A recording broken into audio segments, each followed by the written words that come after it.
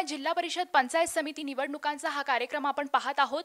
कालच आपण चर्चा केलेली आहे शिवसेनेचे तालुका प्रमुख माऊली खंडागळेजी यांच्यासोबत आणि आज आपण एका नवीन नेत्याशी चर्चा करणार आहोत।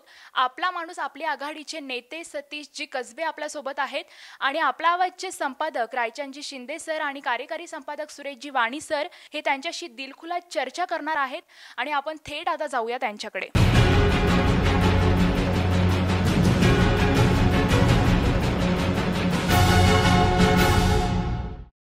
नमस्कार, मी रायचंद शिंदे, स्वागत आहे तुमचं आपल्या आवाज स्टुडिओमध्ये। निवडणुकीच्या पार्श्वभूमीवर आम्ही तुमच्यासाठी खास शो घेऊन आलेलो आहोत आणि शोचं नाव आहे पंचरमा जिल्हा परिषद पंचायत समिती निवडणुकांचा। काल आपण माऊली खंडागळे यांना पाहिलं होतं। आज आपल्या सोबत आहेत नव्याने जुन्नर तालुक्यामध्ये स्थापन झालेल्या आपला माणूस आपला आघाडी या पक्षाचे प्रवक्ते सतीश कसबे आपल्या सोबत स्टुडिओमध्ये। स्वागत आहे तुमचं स्टुडिओमध्ये आणि या चर्चेमध्ये सहभागी होण्यासाठी आपल्या सोबत आहेत आपल्या आवाजचे कार्यकारी संपादक सुरेशजी वाणी साहेब। आपण या चर्चेला सुरुवात करणार आहोत, पण पहिला प्रश्न कसबे सर तुमच्यासाठी आहे। तुम्ही पाहताय आपला हा पक्ष मागच्या काही दिवसापासून नव्याने आलेला आहे। आताच जुन्नर नगरपालिकेच्या निवडणुका झाल्या। या निवडणुकांमध्ये जो गाजावाजा केला होता आपण सुरुवातीला आम्ही एवढ्या जागा मिळू, पण प्रत्यक्षात तसं काहीच झालं नाही। हीच कन्सेप्ट किंवा हाच फॉर्म्युला सध्याच्या पंचायत समिती झेडपीसाठी लागू राहील का? आलेले जे अपयश आहे आपल्यासाठी, तर ते झाकण्यासाठी तुम्ही नव्याने काय प्रयत्न करणार आहात? नाही, खरं म्हणजे अपयशच आलेलं नाही। आमच्या 4 जागा निवडून आल्या जुन्नर नगरपालिकेमध्ये आणि नवीन पक्ष आहे। शरददादा हे आमदार आहेत आणि आमदार असताना ते पूर्वी शिवसेनेमध्ये होते। शिवसेनेमधून त्यांना बाहेर पडावं लागलं अंतर्गत गटबाजीमुळे आणि पक्ष नसताना संघटना नसताना निव्वळ स्वतःच्या कर्तृत्वावर आणि कष्टावर मनसेमध्ये प्रवेश करून ते आमदार झाले। परंतु मनसेचाही इथे काही लोकांमध्ये विचार काही रुजलेला दिसत नाही, म्हणून आपला माणूस आपली आघाडी नवीन पक्ष काढला, संघटना काढली, तिला काही रजिस्ट्रेशन पण मिळालेलं नव्हतं आणि जुन्नरच्या नगरपालिकेला सामोरा गेलो आम्ही। सामोरा गेल्यानंतर जे यश मिळालेलं आहे, 4 जागा का होईना मिळाल्यात, आम्हाला ते अपयश वाटत नाही। भविष्यामध्ये आम्ही निश्चित चांगली भरारी मारू असं आम्हाला वाटतं आणि येत्या जिल्हा परिषद पंचायत समितीमध्ये देखील आमच्या काही चुका पण आहेत। आपला माणूस आपल्या आघाडीच्या आम्ही अजून शाखा बांधलेल्या नाहीत किंवा त्याची तालुक्याची कार्यकारिणी केलेली नाही, शहराची कार्यकारिणी केलेली नाही। त्यामुळं येणाऱ्या निवडणुकांमध्ये शरददादा सोनवणे यांनी केलेली कामं, त्यांचं चांगुलपण, लोकांमध्ये असणारा त्यांचा दांडगा संपर्क आणि आमच्या उमेदवारांचं जे चांगुलपण आहे त्याच्या जीवावर आम्ही निवडणुका लढवणार आणि आम्हाला निश्चितपणानं खात्री आहे की आम्ही त्याच्यामध्ये यश संपादन करणार। कसबे साहेब, तुम्ही मगाशी म्हणालात की जुन्नर नगरपालिकेमध्ये आम्हाला अपयश आलं नाही। शरदराव सोनवणे यांचं काम कसं आहे हे जुन्नरच्या जनतेला माहीत आहे। जुन्नर नगरपालिकेमध्ये आम्ही कोणाबरोबर युती करणार नाही, कोणाला बरोबर घेणार नाही, सगळे पक्ष भ्रष्टवादी आहेत, भ्रष्टाचारी आहेत। नगरपालिकेमध्ये आपण भाजपबरोबर गेलात, अवघी 3 जागा आपल्याला मिळाल्या आणि तुम्ही म्हणताय आम्हाला यश मिळालं। तुमची यशाची व्याख्या नेमकी काय? नाही, सगळे पक्ष भ्रष्टाचारी आहेत असं नाही आमचं म्हणणं। असंच आमदारांनी सांगितलं होतं, मी बरोबर कोणालाही घेणार नाही, आपला माणूस आपली आघाडी स्वतंत्रपणे लढेल आणि 17च्या 17 जागा मिळवी। अवघ्या 3 जागा मिळाल्या कसबे साहेब? नाही, 3 जागा मिळाल्या हे पण यशच आहे। खरं म्हणजे आम्हाला कोणत्या पक्षाची ॲलर्जी नाही आहे आणि कोणते पक्ष भ्रष्टवादी आहेत की भ्रष्टाचारी आहेत त्याच्याशी आमचा काय संबंध नाही। बोलता का? आम्ही नाही म्हणत तसं। हो, आमदार साहेब बोलले। नाही, आमदार साहेब बोलले तर असं मला वाटत नाही। आमदार साहेबांनी सांगितलं सगळे पक्ष भ्रष्टाचारी आहेत, मी कोणालाही बरोबर घेणार नाही। आमदार शरददादा सोनवणे आपला माणूस आपल्या आघाडीच्या नेतृत्वाखाली 17चे 17 उमेदवार उभे करील आणि सगळे निवडून आणील। मात्र तुम्ही भाजप बरोबर गेलात, भाजपचं कमळ फुललं नाही, अवघ्या 3 जागा मिळाल्या। 3 जागा मिळाल्या, बरोबर आहे। भाजप बरोबर गेलो त्याची कारणं पण अशी आहेत की शरददादा सोनवणे हे मनसेमधून निवडून आलेले आहेत आणि आपल्याला जुन्नर तालुक्याचा विकास करणं महत्त्वाचं आहे। तर विकासाकरता आपल्याला जो फंड पाहिजे, आपल्याला जो निधी पाहिजे, तो नुसता मनसेचा एक आमदार असून तो येऊ शकत नाही. भारतीय जनता पक्ष हा सत्तेचा पक्ष आहे. प्रश्न असा आहे, तुम्ही म्हणाला कोणाच्या बरोबर जाणार नाही, बरोबर का गेले याचं उत्तर फक्त द्या. विकासाकरता गेलो ना. खोटं का बोलले? बोलता तसं वागत का नाही?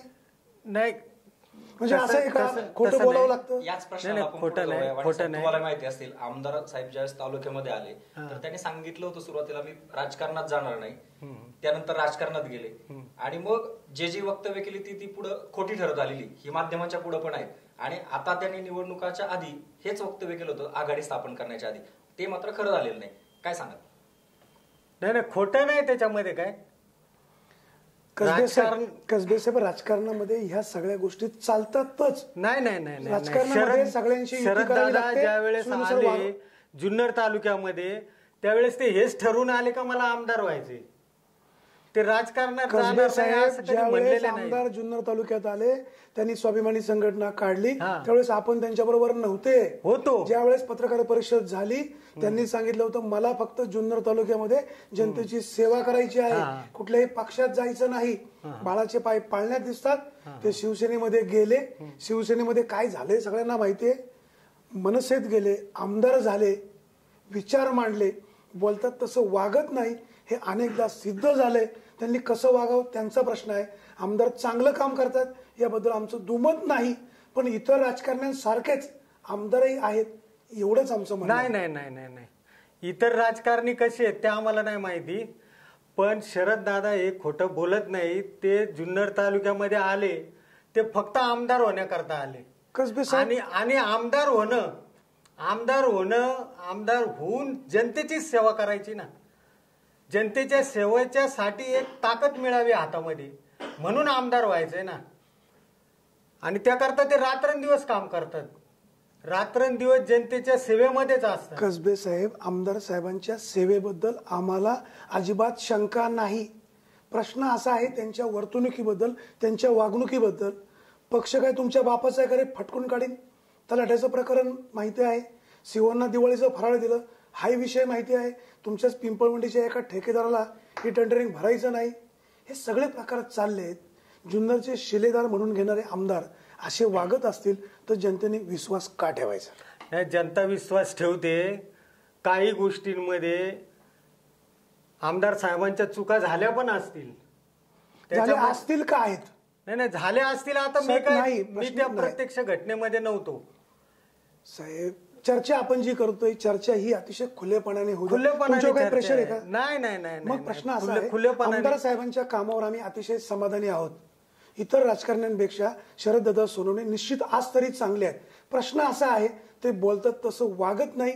जर ते चुकीचं बोलत असतील आणि ते खरं ठरलं तर तुम्ही दादांना सांगाल की दादा जबाबदारीने बोललं पाहिजे, जबाबदारीने वागलं पाहिजे. बरोबर सांगणार ना. जबाबदारीनेच बोललं पाहिजे, जबाबदारीनेच वागलं पाहिजे, सांगण्याचं काम करणार. कसबे साहेब, जिल्हा परिषद पंचायत समितीच्या निवडणुकीचं चांगल्यापैकी रणधुमाळी सुरू झालेली आहे. तुमच्या पिंपळवंडी मतदारसंघामध्ये सभापती पिंपळवंडीच्या, बाजार समितीचे सभापती पिंपळवंडीचे, आमदार पिंपळवंडीचे, आता पुन्हा जिल्हा परिषदेसाठी राष्ट्रवादीचा उमेदवार शरदराव लेंडे, शिवसेनेचा उमेदवार पिंपळवंडीचाच मंगेश काकडे, आपला माणूस आपल्या आघाडीचे शशी सोनवणे. आमदार स्वतः आमदार असताना घरातच उमेदवारी देण्याची गरज काय? घरात उमेदवारी जरी दिलेली असली तरी आम्ही उमेदवार शोधत होतो. उमेदवार आम्हाला उपलब्ध झाले नाहीत याचा अर्थ आमच्याकडे कार्यकर्ते नाहीत असाही नाही. परंतु विजयी होणारा उमेदवार शशी सोनवणे शरददादांचे जरी भाऊ असले तरी ज्या अडीअडचणी आहेत त्या मतदारसंघामध्ये किंवा तालुक्यामध्ये पण, तर शशी सोनवणे हे शरददादांच्या 2 पावलं पुढे पळून लोकांचे प्रश्न सोडवतात. इथं पुन्हा एकदा त्यांचं खोटं बोलणं उघड झालं का आमदार, आपले विद्यमान आमदार माजी आमदारांवर आरोप करायचे घराणेशाही. मग आता इथं घराणेशाही वाटत नाही का? इथं घराणेशाही नाही. इथं आग्रह नाहीये मलाच तिकीट दिलं पाहिजे. शशी सोनवणेचा असा आग्रह नाही का मलाच तिकीट दिलं पाहिजे. शशी सोनवणेपेक्षा कॅपेबल कोण कार्यकर्ता असेल तुमच्या चॅनेलवरून पण मी आव्हान कसबे करतो, साहेब, ऐका, कसबे साहेब, तुमच्या चॅनेलवरून कसबे साहेब, आव्हान करतो आम्ही, कसबे साहेब, शशी तुम्ही उमेदवार सोनवणे सुचवा का हा शशी अहो, सोनवणेपेक्षा अहो, कॅपेबल साहेब, होता. पक्ष तुमचा आहे, आम्ही सुचवायचा प्रश्न येतो कुठे? मग प्रश्न नैतिकतेचा आहे. हा हा मी माझ्या घरामध्ये कोणालाही उमेदवारी देणार नाही. हा, हा. बेनकेंनी घराणेशाही लादली आणि तुम्ही तुमच्या भावाला उमेदवारी दिली. नाही, ही घराणेशाही नाही का? घराणेशाही नाही, याचं काय म्हणायचं अर्थ? घराणेशाही नाही. नाही, बेनके साहेबांकडे त्यांच्या पक्षामध्ये अनेक लोक होते जे विधानसभेला कॅपेबल होते. शशी सोनवणे इतका तुमच्या पक्षामध्ये दुसरा कुठलाही कार्यकर्ता नाही असं म्हणायचंय? त्या मतदारसंघामध्ये नाहीये, त्या मतदारसंघामध्ये उपलब्ध नाही झाला आणि त्यामुळे शशी सोनवणेला तिकीट द्यावं लागलं. बरं, शशी सोनवणे असं नाही की घरात बसलेला आहे किंवा दुकानावर बसलेला आहे किंवा शेतामध्ये काम करणार आहे आणि आणून लगेच उमेदवार उभा केला, असं नाहीये. शशी सोनवणे हा कार्यरत असलेला कार्यकर्ता आहे. शशिकांत सोनवणे जे उमेदवार आहेत ते विजयी होतील, पुढे काय होईल साहेब हा भाग वेगळा आहे. तुम्ही दुसऱ्याला ज्यावेळेस घराणेशाहीचा आरोप करता आणि तुमच्या घरातून उमेदवार देता, ही घराणेशाही होत नाही का? ही घराणेशाही होते केव्हा?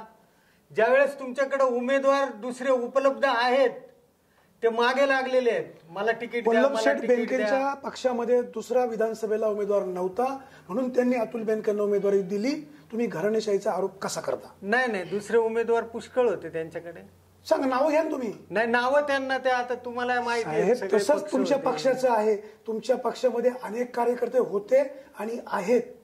केवळ तुम्हाला आमदारकी असताना सगळी पदं घरातच पाहिजे, तुम्हाला मोह जास्त सुटलाय. मी तर खुल्ला आव्हान करतोय ना, उमेदवार नव्हता.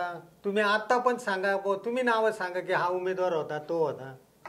तुमच्याकडे याने तिकीट मागितलं होतं, त्याने तिकीट मागितलं होतं, उमेदवारच नव्हता. यावरून एकच अधोरेखित होतंय का राजकारणात सगळीकडे चौकट सारखीच असते, बोलायचं तसं वागायचं नसतंय. हा पंचनामा असा सुरू राहणार आहे. तुमच्यावरती प्रश्नांचा भडीवार आमच्याकडनं सुरूच राहणार आहे. पण त्यापूर्वी आपण एक ब्रेक घेणार आहोत.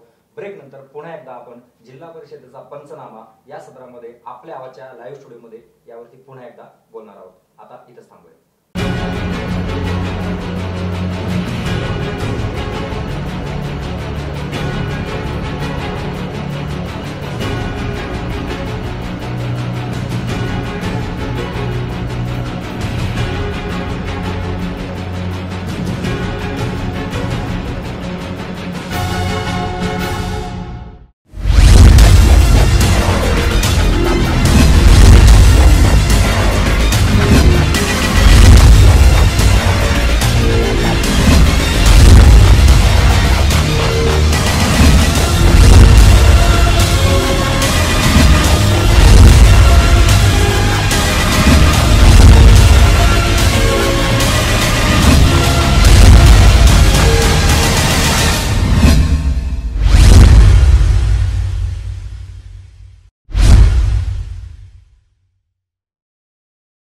उत्तर पुणे जिल्ह्यातील सडेतोडपणे व बेधडकपणे बातम्या देणारे, अल्पावधीतच लोकप्रिय ठरलेले, अत्याधुनिक पद्धतीने परिपूर्ण असलेले एकमेव केबल तसेच वेब न्यूज चॅनल म्हणजेच आपला आवाज.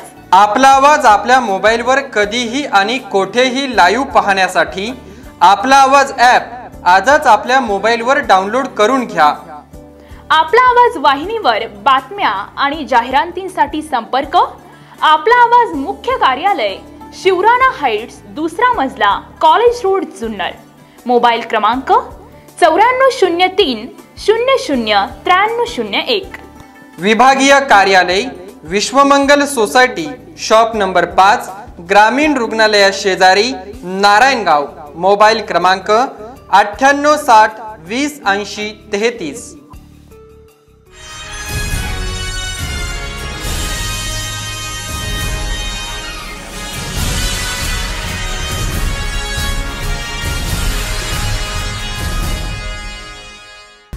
सरकार मान्यता प्राप्त मॉन्टेसरी टीचर्स ट्रेनिंग कोर्स. महिला व तरुणींना स्वतःच्या पायावर उभी राहण्याची सुवर्ण संधी. आजच आपला प्रवेश निश्चित करा. संपर्क संचालिका वंदना परदेशी. Mobile number 7709 59 69 01. पत्ता आई बंगला, HP गॅस गोडाऊन शेजारी, बोडके नगर, जुन्नर.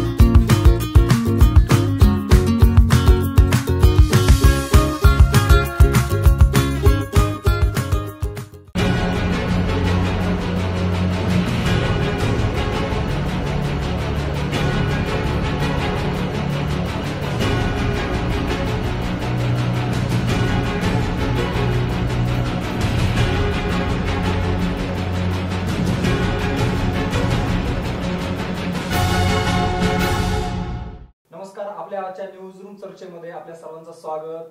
आपण पाहत आहोत पंचनामा जिल्हा परिषद पंचायत समिती निवडणुकांचा. आपल्यासोबत आहेत आपला माणूस आपला आघाडीचे प्रवक्ते सतीश कसबे. पुन्हा एकदा त्यांच्याकडे जाणार आहोत दुसऱ्या भागामध्ये. माझा पहिला प्रश्न तुम्हाला आहे, या निवडणुकांना सामोरं जाताना जो काही पंचायत समिती जिल्हा परिषदांच्या या सगळ्या कार्यक्षेत्रामध्ये जे विद्यमान सदस्य होते त्यांनी काहीतरी कामं केली असतात, विद्यमान पक्ष असतात त्यांनी काहीतरी कामं केली असतात. आपण तर कोरेपाटी आहात, आपण कुठल्या आधारे लोकांकडे जाणार आहात का या ठिकाणी आम्हाला निवडून द्या, काय तुमचा अजेंडा असणार आहे?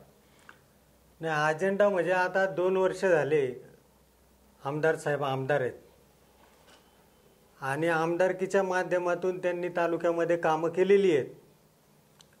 वेगवेगळ्या प्रकारची कामं, मग बंधाऱ्यांची कामं असतील, रस्त्यांची कामं असतील, तुमच्या जुन्नरमध्ये हे लाईटचं काम असेल किंवा वेगवेगळ्या पद्धतीची कामं केलेली आहेत, काही प्रस्तावित आहेत. ते कामांचं स्वरूप घेऊन आम्ही लोकांच्या पुढे जाणार. सर्वात महत्त्वाचा चेहरा आमचा आमदार साहेबांचा आहे. लोकांमध्ये जाणं, रात्रंदिवस काम करणं, रात्रीच्या 2-2 वाजेपर्यंत लोकांमध्ये भेटीगाठी घेणं, त्यांच्या सुखदुःखांना समजून घेणं आणि लोकांच्या अडीअडचणी सोडवत असताना स्वतःच्या खिशातले पैसे देखील घालवणं, अशा पद्धतीने आमदार साहेब काम करतात. तर त्या पद्धतीने आम्ही लोकांच्या पुढे जाणार आहेत. आमचे उमेदवार जरी नवीन चेहरे असले तरी आमदारांचं कर्तृत्व हे समाजाला माहिती आहे, लोकांना माहिती आहे आणि त्या दृष्टीने लोक आम्हाला भरभरून पाठिंबा देणार याची आम्हाला खात्री आहे. कसबे साहेब, तुम्ही म्हणताय की आमदार साहेब खिशातनं पैसे खर्च करतात. आमदार साहेब खिशातून पैसे देतात का कोणाच्या खिशातनं काढतात हा भाग वेगळा आहे. वल्लभशेठ बेनके यांची प्रशासनावर कमांड होती. दादांची त्या अर्थाने त्या पद्धतीनं कमांड दिसत नाही. काय वाटतं आपल्याला, काय सांगाल? प्रशासनावर कमांड आहे शरददादांची आणि तुम्हाला का असं वाटतं की शरददादांची कमांड नाही आहे प्रशासनावरती? नेमकं काय तालुक्यामध्ये घडलेलं आहे का तिथं तुम्हाला शरददादांची कमांड वाटत नाही? आणि बेनके साहेबांची कमांड होती असं तुम्हाला का वाटत होतं? कशावरून तुम्ही सांगता की कमांड होती? मला वाटतं की शरददादांची पूर्ण कमांड आहे. बेनके साहेबांच्या काळामध्ये फारशी कमांड उलट तालुक्यातल्या अधिकाऱ्यांवर नव्हती. तालुक्यातले अधिकारी बेजबाबदारपणे वागत होते. सर्वसामान्य माणसांची कामं होत नव्हती. आज शरददादांचा एक वेगळ्या प्रकारचा दबदबा आहे. तालुक्यातले अधिकारी हे बिचकून आहेत आणि याचा अर्थ असा नाही की तालुक्याच्या अधिकाऱ्यांवरती वेगळ्या प्रकारची काही दहशत निर्माण करायची, परंतु सर्वसामान्य माणसांची कामं झाली पाहिजेत एवढी शरददादांची इच्छा आहे, आमदारांची इच्छा आहे आणि पूर्णपणे पकड आहे. मला असं वाटतं की जिथं तुम्हाला काही त्रुटी दिसली की इथं दादांची पकड आम्हाला वाटत नाही, तुम्ही आम्हाला सांगावं, त्याच्यामध्ये आमदार साहेब नक्की दुरुस्ती करतील. तिथे ते जे अधिकारी बेजबाबदारपणाने वागत असतील प्रशासनामधले, त्यांना देखील वटणीवर आणण्याचं काम करतील असं मला वाटतं. तुम्ही सांगितलं वटणीवर आणण्याचं काम. हो, वटणीवर 2 अधिकाऱ्यांना आणलेलंच आहे. म्हणजे एक तलाठी असतील, दुसरे सीओ असतील. तुम्ही म्हणता कमांड, आम्ही या अर्थाने म्हणतोय कमांड या अर्थाने नाही. पूर्वीचे आमदार, यापूर्वीचे सगळे आमदार अशा पद्धतीने काही वागले नव्हते. मग एकीकडे आपला माणूस म्हणायचा आणि दुसरीकडे अशा काही सरकारी कर्मचाऱ्यांना हाताखालून काढण्याची भाषा करायची आणि हे मान्य करायचं नाही. नंतर पुन्हा जाहीर भाषणांमध्ये सांगायचं का मी त्या अधिकाऱ्याचे गाल लाल केले, याला असं हे केलं. तर हे कितपत वाटतं तुम्हाला योग्य आहे? नाही, योग्य नाहीये. खरं म्हणजे कोणत्याही अधिकाऱ्याला मारणं किंवा त्याला शिवीगाळी करणं हे योग्य नाहीये. परंतु अधिकारी जर शासनाचा पगार घेत असतील, हा शासनाचा पगार म्हणजे तुमचा आमचा पैसा आहे हो, आणि तो जर बेजबाबदारपणाने जर अधिकारी वागत असेल तर त्याच्यावर कारवाई करणं भाग आहे ना. त्याच्या वरिष्ठ अधिकाऱ्यांकडे तक्रारी करणं, त्याच्या बदलीसाठी त्याच्या तक्रारी करणं किंवा त्याला त्याची जागा दाखवून देणं की तू जनतेचा सेवक आहे, हे करणं भागच आहे ना. कसबे साहेब, एखादा अधिकारी चांगल्या पद्धतीने काम करत नसेल तर वरिष्ठांकडे तक्रार करायला हरकत नाही. परंतु ज्या पद्धतीची भाषा वापरली जाते, आता मागच्या वर्षी जुन्नरच्या तहसीलदार आशा ओळकर या ठिकाणी आल्या, त्यांच्या बदली संदर्भामध्ये आमदार साहेबांनी ज्या कमेंट्स केल्या जाहीर, अशा पद्धतीनं बोलणं कितपत योग्य आहे?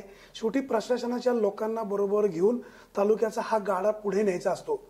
तालुक्याचे आमदार नवीन आहेत ठीक आहे, 6 महिने वर्षभर 2 वर्ष झाली तरी आमदार साहेबांमध्ये म्हणावा असा बदल दिसत नाही. काय सांगाल आपण? मला वाटतं बदलचा काय प्रश्नच नाहीये.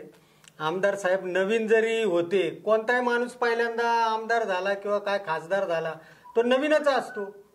प्रशासनामध्ये काम करत असताना अशा अडचणी काय असतात, पण अधिकारी मुजोर वागतात. काही अधिकारी काही पक्षाच्या आधिपत्याखाली असतात, सत्ताधारी पक्षाच्या असतील किंवा वेगळ्या कोणत्या माणसांच्या आधिपत्याखाली काम करतात. आणि जो आमदार आहे त्याचं सुद्धा कधी कधी ऐकत नाहीत. म्हणून बेजबाबदारपणे त्याला मारणं, शिव्या देणं हे गैर आहे, आम्ही मानतो. परंतु त्याच्यावर काहीतरी कारवाई करणं भाग आहे ना. त्याच्यावर जर कारवाईच नाही केली तर मग तालुक्यातलं सगळं कामकाज ठप्प होऊन जाईल. कसबे साहेब, आमदार हा सुद्धा जनतेचा नोकरच असतो. बरोबर आहे. त्यांनी सुद्धा जबाबदारीचं भान ठेवायला हवं. याच्याशी तुम्ही सहमत आहात? बरोबर आहे. बरोबर. मग ज्यावेळेस आपण अधिकाऱ्याला अशा पद्धतीनं धमकावतो, ही पद्धत कितपत योग्य आहे? नाही, योग्य नाही ना. धमकावणं ही पद्धत योग्य नाही, मारणं ही पद्धत योग्य नाही. मी तर सांगतो ना. मग आमदार साहेबांनी आतापर्यंत जे काही केलं असेल ही त्यांची चूक आहे असं म्हणायचं आपल्याला? साहेबांची जर चूक झालेली असेल, समजा ते म्हणतात मी मारलं, तुम्ही म्हणतात ते जाहीर भाषणांमधून बोलतात, तर ती चूक आहे ना. त्याला आपण त्याचं समर्थन नाही करू शकत. पण अधिकारी बेजबाबदारपणे वागतात, ते कशालाच घाबरत नाहीत. तुम्ही त्यांची वरती तक्रार करा, ते घाबरत नाहीत. त्यांच्यावर काही वरद असतात, तर त्याच्यावर काय कारवाई करणार? मग त्याच्यावर करणार काय? मग कसबे साहेब, प्रशासनामध्ये जर एखादा अधिकारी बेशिस्तपणे वागत असेल तर त्याला सरळ मार्गाने करायला हवं. पण तो काय मार्ग आहे? त्याला सरळ करण्याचा मार्ग काय? म्हणजे तुमच्या पक्षाचा हा सरळ मार्ग आहे असं म्हणायचं आपल्याला? नाही, आमच्या पक्षाचा हा सरळ मार्ग आहे असं नाही म्हणायचं आम्हाला. पण याच्यावर कारवाई तर काहीतरी केली पाहिजे ना. कसबे साहेब, आपले आमदार साहेब बोलतात तसं वागत नाही असं अनेकदा समोर येतंय. काय सांगाल आपण याविषयी? म्हणजे काय, पण तुम्हाला म्हणायचं काय याच्यामधून? आमदार साहेब नेहमी म्हणतायत मी असा बोलतो, असा वागतो, असा करीन, असाच करीन. त्याच्या उलट आमदार साहेब वागतायत. याचं उदाहरण द्यायचं म्हटलं, नगरपालिकेचं समोर आहे. 4 दिवसापूर्वी नारायणगाव येथे बैलगाडा चालू व्हावा म्हणून एक आंदोलन झालं. 19 फेब्रुवारी पर्यंत हा प्रश्न मार्गी लागला नाही तर मी माझ्या आमदारकीचा राजीनामा राज्यपालांकडे देईल. आमदार साहेब बोललेत, असं वागतील असं वाटतं आपल्याला? नाही, तीव्रता आहे ना ती शेतकऱ्यांचे जे प्रश्न आहेत त्याच्यातला तो एक प्रश्न आहे. म्हणजे गाड्याचा प्रश्न. कसबे साहेब, 19 तारखेपर्यंत हा प्रश्न सुटला नाही तर आमदार साहेब राजीनामा देणार नाही, आमदारकी सोडणार नाही असं म्हणायचं? नाही, गाड्याचा प्रश्न किंवा शेतकऱ्यांचे प्रश्न असतील, विविध लोकांचे समजा दुर्बलांचे प्रश्न असतील, तर ती जी तीव्रता आहे त्या तीव्रतेमधून त्यांनी तो उद्वेगातून ते शब्द वापरलेले. उद्वेगता नाही. जर 19 तारखेला राजीनामा दिला नाही तर लोकांमध्ये मेसेज काय जाईल आणि आमदार साहेब शब्दाशी पक्के राहतील असं वाटतंय आपल्याला? नाही, तसं नाहीये. ते लोकांचे जे जीवाभावाचे प्रश्न आहेत त्याच्यापेक्षा आमदारकीपेक्षा ते महत्वाचे आहेत असं त्यांना वाटतं. म्हणून त्यांच्याकडून ते शब्द गेलेले आहेत. आता भविष्यामध्ये ते काय निर्णय घेणार ते त्यांच्याकडे. आमदार कसबे साहेब, एक लक्षात घ्या, समजा आमदार साहेबांनी राजीनामा दिला, समस्या नेहमीच येत असतात. पुन्हा जनतेने निवडून दिलं, एखादा अजून वेगळा समस्या निर्माण झाली, आमदार किती वेळा राजीनामे देणार? ज्या विधिमंडळामध्ये कायदे बनवले जातात त्या विधिमंडळाचे ते सदस्य आहेत. राज्यामध्ये केंद्रामध्ये त्यांचा मित्रपक्ष सत्तेवर बसलेला आहे. बैलगाडा चालू करण्यासंदर्भात कायदा करण्यास त्यांना भाग का पाडत नाही? तो जिवाळ्याचा प्रश्न आहे. जिवाळ्याचा प्रश्न आहे. कसबे सर, जोरदारपणे आपली बाजू मांडताय, आपला माणूस आपला आघाडीची, पण कृती करत असताना प्रत्यक्षात त्याचा अंमल होत नाही हे एकूण ह्या सगळ्या याच्यातून दिसून येते. हा चर्चेचा भडीमार असा सुरू राहणार आहे, पंचनामा असा सुरू राहणार आहे. पण त्यापूर्वी आपण घेणार आहोत एक ब्रेक नंतर पुन्हा भेटणार आहोत.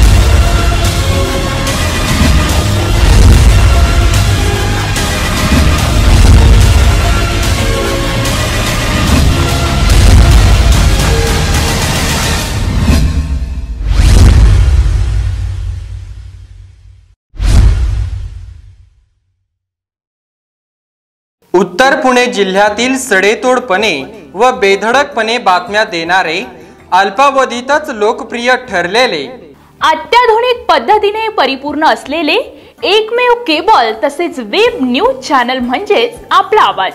आपला आवाज आपल्या मोबाईलवर कधीही आणि कोठेही लाईव्ह पाहण्यासाठी आपला आवाज ॲप आजच आपल्या मोबाईलवर डाउनलोड करून घ्या.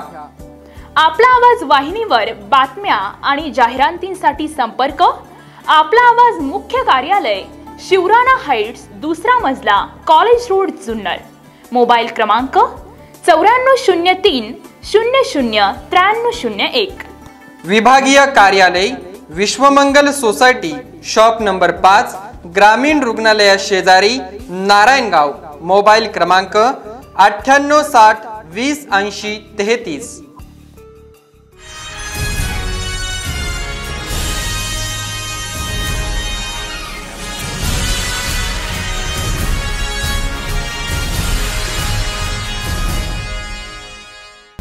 सरकार मान्यताप्राप्त मॉन्टेसरी टीचर्स ट्रेनिंग कोर्स. महिला व तरुणींना स्वतःच्या पायावर उभी राहण्याची सुवर्ण संधी. आजच आपला प्रवेश निश्चित करा. संपर्क संचालिका वंदना परदेशी. Mobile number 7709 59 69 01. पत्ता आई बंगला, HP गॅस गोडाऊन शेजारी, बोडके नगर, जुन्नर.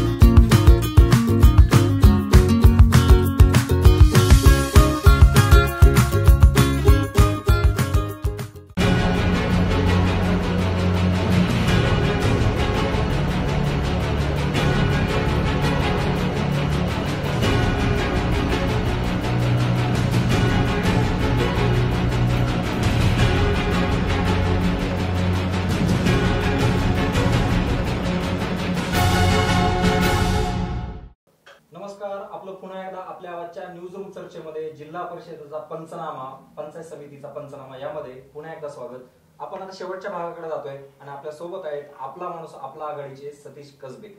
त्यांना आपण शेवटच्या भागामध्ये जाताना माझा पहिला प्रश्न आहे, आता बोलणं झाल्याप्रमाणे का एका माणसाकडे पाहून हा सगळा पक्ष वाढतोय, ते म्हणजे तालुक्याचे आमदार, आणि भाजप सोबत आघाडी झाली होती मधल्या काळात. आता साधारण काय राहणार आहे? भाजप स्वतःच्या याच्यावरती राहते. मागच्या वेळेस भाजप सोबत आघाडी केली, युती केली, मग नगरपालिकेच्या इलेक्शन मध्ये भाजपला संपवण्याचा प्रयत्न झाला नाही असं वाटत नाही का तुम्हाला? नाही, भाजपला संपवण्याचा प्रश्न वगैरे नाहीये. नगरपालिकेला फक्त एवढ्या करताच युती केली की आपल्याला फंड मिळेल. सत्ताधारी पक्ष आहे, आता त्यांच्याकडून काय प्रस्ताव नाही आला. आम्ही आमचे स्वतंत्र उभे राहिलेलो आहेत. आपला माणूस आपले आघाडीचे उमेदवार उभे केलेत आणि आम्हाला निश्चित खात्री आहे की आमचे उमेदवार विजयी होतील. हे किती दिवस साधारण असं पक्ष किंवा स्वतंत्ररित्या जी चर्चा तालुक्यामध्ये सुरू आहे, कदाचित भाजप सोबत भविष्यात जाण्याचा जो आमदारांचा मानस आहे हा कितपत योग्य आणि जाणं योग्य राहील का, असं काय वाटतं? भाजप सोबत जाण्याचा मानस आमदारांचा आहे की नाही मला माहिती नाही, परंतु गेलं तर योग्य राहील. त्याच्यामध्ये अयोग्य असण्याचं काही कारण नाही. विकासाची कामं जास्त होतील, फंड भरपूर येतील, समाजाला जे पाहिजे ते देता येईल. आणि समजा नाही गेलं तरी पण आमदार साहेबांचे मुख्यमंत्री साहेबांबरोबर अत्यंत चांगले संबंध आहेत, जिव्हाळ्याचे. पालकमंत्र्यांबरोबर चांगले संबंध आहेत. त्या माध्यमातून अनेक कामं, अनेक निधी आमदार साहेब उपलब्ध करतात तालुक्यामध्ये. अडचण काय नाहीये. कसबे साहेब, जुन्नर तालुक्याचा विकास म्हणावा असा झालेला नाही. आमदार साहेबांनी निवडणुकीच्या काळामध्ये अनेक आश्वासनं दिली. 27,000 तरुणांना नोकऱ्या देणार, शिवनेरी ते लेणेद्री रोपवे करणार, MIDC करणार. आमदारकीची निवडणूक होऊन 2 वर्ष झाली, यापैकी एकही प्रश्न मार्गी लागलेला नाही. 3 वर्षामध्ये हे प्रश्न मार्गी लागतील? नाही, हे जे प्रश्न आहेत साहेबांनी आता जे विचारले, MIDCचा प्रश्न असेल, तरुण मुलांच्या नोकऱ्यांचा प्रश्न असेल, अजून कोणता प्रश्न विचारला? रोपवेचा प्रश्न, शिवनेरी रोपवेचा प्रश्न असेल.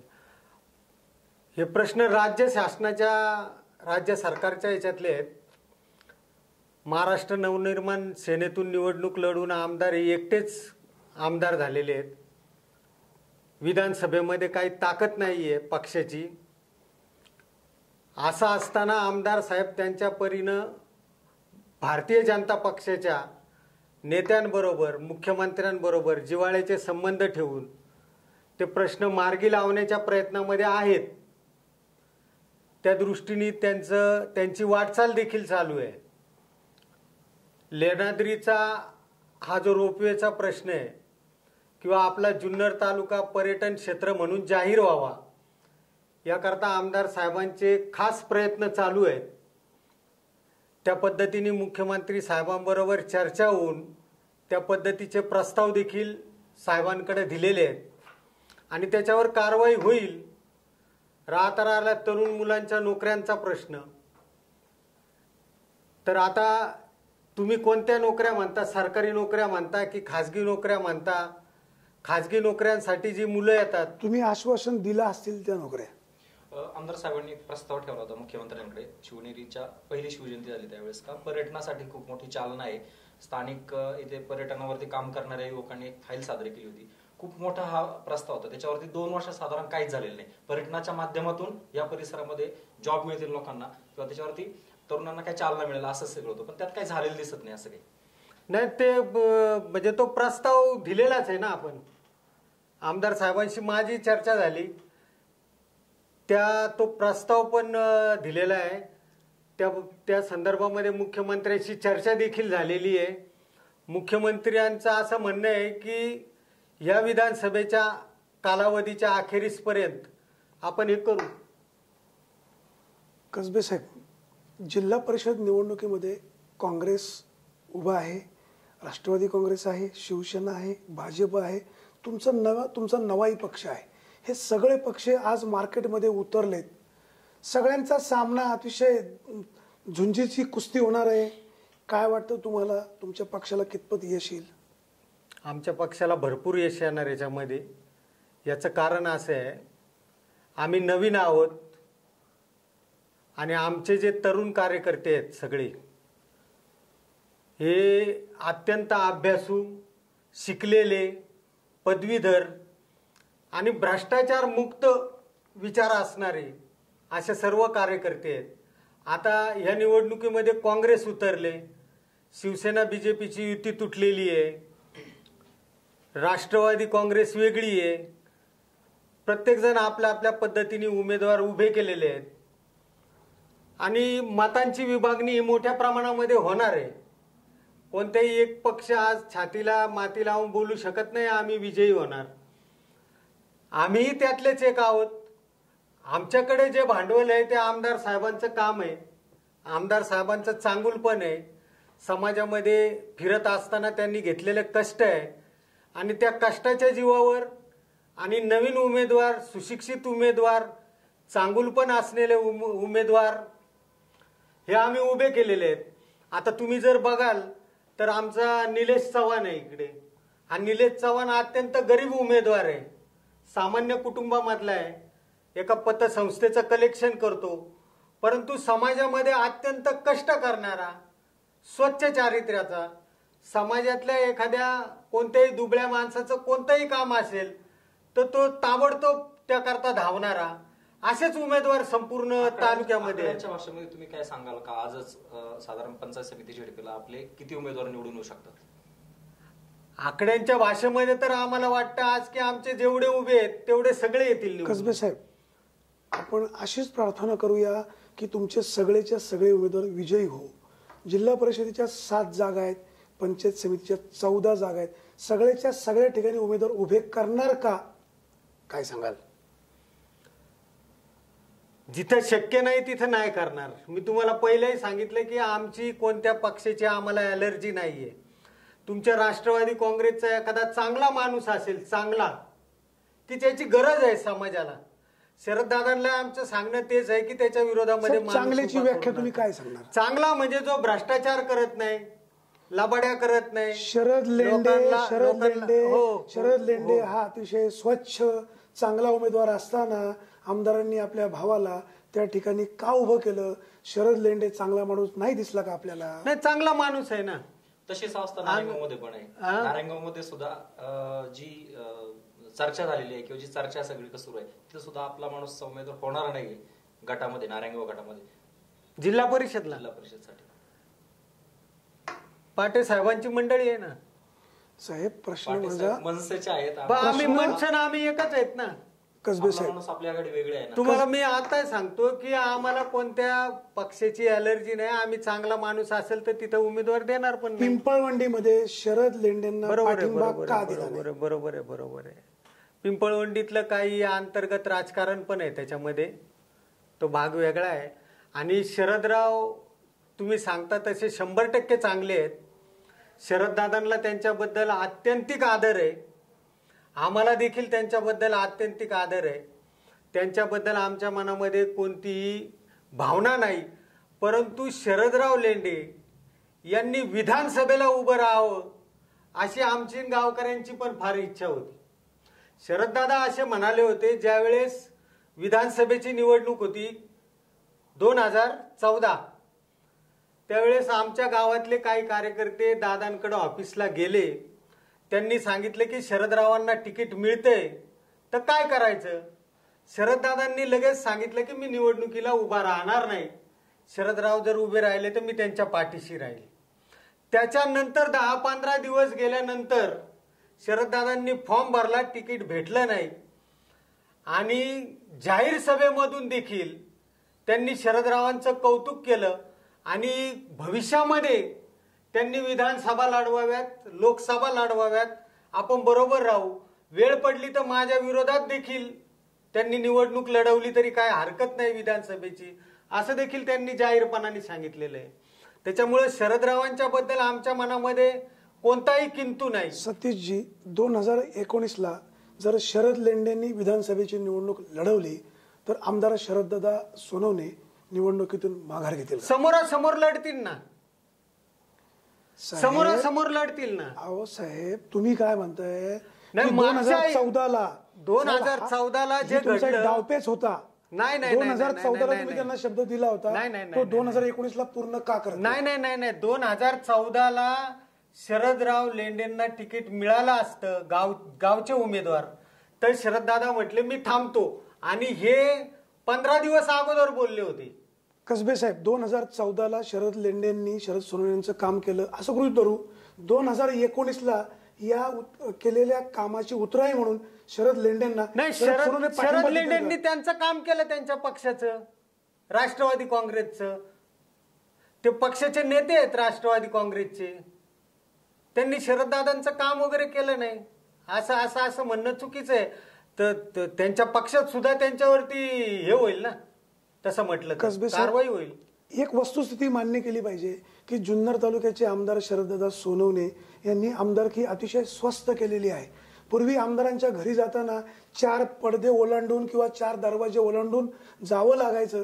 आज आमदार शरददादा सोनवणे सर्वसामान्य माणसाला भेटतात, त्यांचे कॉल घेतात, त्यांच्या समस्या समजून घेतात.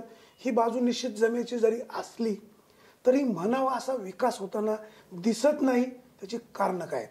नाही, विकास जोरात चाललेला आहे. आमदार सोनवणे हे स्वस्त आमदार आहेत, हे 100% खरं आहे. आणि ती चांगली बाब आहे. समाजातला कोणताही तरुण मुलगा, एखादी महिला असेल, कोणती काय आडी अडचणीत असणारी लोक त्यांच्याकडे जातात किंवा दादाही त्यांच्या घरी जातात. ही बाब चांगली आहे. विकासाच्या दृष्टीने तुम्ही बोलाल तर तुम्ही गेल्या 25 वर्षातला विकास मला सांगा, त्याचे आकडे मला सांगा. आणि आता येणाऱ्या 2 वर्षातल्या कामामध्ये किती रुपयाचा फंड, किती निधी जुन्नर तालुक्यामध्ये आला तो तपासून बघा. तुमच्या लक्षात येईल की विकास कमी नाही चाललेला, विकास जोरात चाललेला आहे. कसबे साहेब, तुम्ही जिल्हा परिषद निवडणुकीला सामोरं जाताय, तुमचं विजन काय असेल? काय सांगून तुम्ही जनतेकडनं मतदान घेणार आहात? तुमचा वचननामा काय असेल? आमचा वचननामा हाच आहे की जुन्नरचा विकास हेच आमचं मेन दृष्टिकोन आहे. जुन्नरचा विकास झाला पाहिजे. आज आपण आंबेगाव तालुक्यामध्ये पाहिलं तर गेल्या 15 वर्षामध्ये आंबेगाव तालुक्याने जी झेप घेतली जुन्नरच्या पुढे, म्हणजे किसनराव बानखेले साहेब ज्यावेळेस आमदार होते आणि आपला जुन्नर तालुका त्यावेळेस प्रचंड पुढे होता, पण दिलीप वळसे पाटील साहेब ज्यावेळेस आमदार झाले तर आपल्या जुन्नर तालुक्यापेक्षा त्यांनी झेप घेतली. आपण मागे राहिलो वेगवेगळ्या माध्यमातून. आज आपल्याला देखील पुढे गेलं पाहिजे ना विकासाच्या दृष्टीने. तुम्हाला असं म्हणायचं का दोन्ही राष्ट्रवादीचे आमदार असताना इकडे विकास मात्र कमी? निश्चित कमी झाला ना, निश्चित कमी झाला. ते मोठे नेते होते, मंत्री होते, प्रशासनामध्ये त्यांचा दबदबा होता, त्यांनी विविध योजना आणल्या, विविध प्रकारची कामं केली. आपला जुन्नर तालुका काही वर्ष मागे पडला आणि ते मान्य करावं लागलं. माझ्या आमदारांचा प्रशासनात दबदबा नव्हता, मंत्रालयात दबदबा नव्हता. आताच्या आमदारांचा आहे असं म्हणायचं? आताच्या आमदारांचा दबदबा आहे, आताच्या आमदाराचा प्रशासनामध्ये दबदबा आहे. आता मी तुम्हाला एवढंच सांगेल की आताचे जे आमदार आहेत हे महाराष्ट्र नवनिर्माण सेनेमधून निवडून आलेले आहेत. महाराष्ट्र नवनिर्माण सेनेची सत्ता नाहीये. महाराष्ट्र नवनिर्माण सेना ही विरोधी पक्ष देखील म्हणून बळकट नाहीये. एकटा आमदार लढतोय विधानसभेमध्ये आणि एकट्या आमदारांनी ज्या विविध कला वापरून निधी कशा पद्धतीने आणायचा ती सर्व पद्धतीची कला ते वापरतायत. आणि जुन्नर तालुक्यामध्ये निधी कमी आहे किंवा विकास होत नाही हा जो अपप्रचार चाललेला आहे हा खोडसाळपणा आहे. खोडसाळपणा चाललेला आहे. चिकार कामं चालू आहेत, निधी आलेला आहे. झालेला विकासावर तुम्ही समाधानी नाहीत का? निश्चित नाही. काहीतरी असेल ना त्याच्या जोरावरतीच हा पुढचा? निश्चित नाही. आताचे झालेले तुम्ही रस्ते बघा, त्या रस्त्याची क्वालिटी बघा. 2 वर्षापूर्वी झालेले माझ्या आमदारांच्या काळातले रस्ते बघा, त्याची क्वालिटी बघा. एक पावसाळा गेला की रस्ता उखडून जातो. हे तुम्ही कसबे साहेब तुमच्या कामाच्या गुणवत्तेची, कामाच्या पद्धतीची वेगळी स्टाईल आहे. ज्या रस्त्याचं ई टेंडरिंग होत नाही त्या रस्त्याचं काम दिलं जातं, काम पूर्ण केलं जातं, याला आदर्श म्हणायचं नाही. पण लोकांना तर गरज आहे ना साहेब, कामं नियमात व्हावीत की नाही? बरोबर, लोक नियमात झाली पाहिजे. ज्याचं ई टेंडरिंग होत नाही त्या रस्त्याचं काम ठेकेदार करतो कसा, काय सांगाल आपण? एखाद्या ठिकाणी घडला असेल, कितपत योग्य आहे? चुकीचं आहे. एखाद्या ठिकाणी घडला असेल तर आपण पाहतोय आपला माणूस आपली आघाडी या पक्षाने जिल्हा परिषद निवडणुकीची जोरदारपणे तयारी केलेली आहे. आपण अतिशय मनमोकळेपणे सतीशराव कसबे यांच्याशी चर्चा केलेली आहे. त्यांनी बेधडकपणे आमदार साहेबांची बाजू मांडलेली आहे. या जिल्हा परिषद निवडणुकीमध्ये आपला माणूस आपली आघाडी या पक्षाला चांगल्या प्रकारे यश येईल असा त्यांनी दावा केलेला आहे. उद्या आपण अशाच एका नव्या पक्षाच्या एका नव्या कार्यकर्त्याबरोबर चर्चा करणार आहे. आपण कुठेही जाऊ नका, पाहत राहा आपला आवाज. हक तुमची, साथ आमची. पाहत राहा आपला आवाज. धन्यवाद. नमस्कार. यानंतरही पुढच्या 4 दिवसांमध्ये आपण विविध पक्षांच्या नेत्यांशी चर्चा करणार आहोत आपला आवाजच्या स्टुडिओमध्ये. पाहत रहा आपला आवाज, हाक तुमची, साथ आमची. धन्यवाद.